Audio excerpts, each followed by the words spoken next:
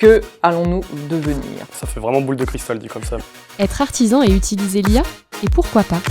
On a fait une expérience, présenter une boîte à outils d'IA à nos artisans. L'objectif? Créer l'intelligence artisanale. Comment vois-tu l'avenir de ton métier? Il va évoluer, mais on s'adaptera comme c'est le cas depuis la nuit des temps. Commencer avec des pierres, maintenant on en est avec plaques de plâtre et on s'adaptera comme on a toujours su le faire. Ça risque pas de s'arrêter. Après, le menuisier il fait plein de choses, mais je pense qu'il y a différents postes qui vont être supprimés. Savais-tu que l'IA pouvait prédire l'avenir de ton métier? Non, mais j'aimerais bien voir. Ouais, ça va être des machines, c'est ça? Je pense qu'elle peut prévoir des choses, mais pas tout. Crains-tu le résultat? Quand même pas. Je m'en fous, moi je serai à la retraite. Ça dépend ce qu'elle me dit, mais... Non, j'ai pas peur, je suis curieux. Quelles sont tes prédictions par rapport à l'artisanat et au métier de peintre? Que allons-nous devenir? Ça fait vraiment boule de cristal dit comme ça. Comment vois-tu le métier de menuisier dans 20 ans? Eh ben, je serai au chômage dans 5 ans. Non, je rigole. Le métier de plaquiste peintre a de bonnes perspectives d'avenir. Formation et compétences, effectivement, avec les possibilités de formation continue.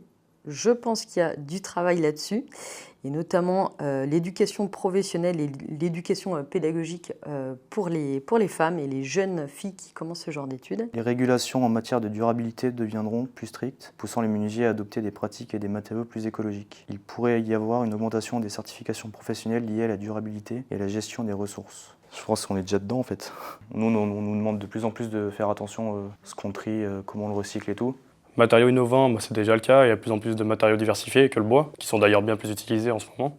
L'impact sociétal des peintures seront de plus en plus impliqués dans des projets respectueux de l'environnement, et c'est le cas puisqu'on va sur la peinture biosourcée, sur la peinture à base d'argile. Je pense qu'on pourrait même faire de la peinture comme à l'époque à la farine, enfin des choses qui vraiment n'abîment pas le support et qui ne sont pas nocives pour la santé. Donc ça, c'est tout ce que sont en train de développer les fabricants. L'innovation technologique, on parle des CNC, des commandes numériques, des logiciels de conception, donc c'est exactement ce que je disais au préalable, l'impression 3D. Automatisation, robotisation. Demande croissante pour la rénovation, avec une prise de conscience accrue de l'importance de la durabilité.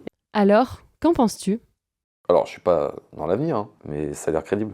Il donne justement les axes d'influence et c'est bien, ça permet justement d'anticiper. Je trouve que ça regroupe vraiment plusieurs thématiques qui me paraissent tout à fait cohérentes et futures de ce qui va nous arriver. Effectivement, ça correspond bien à la vision que j'ai du futur de mon métier et je pense même qu'on y est déjà.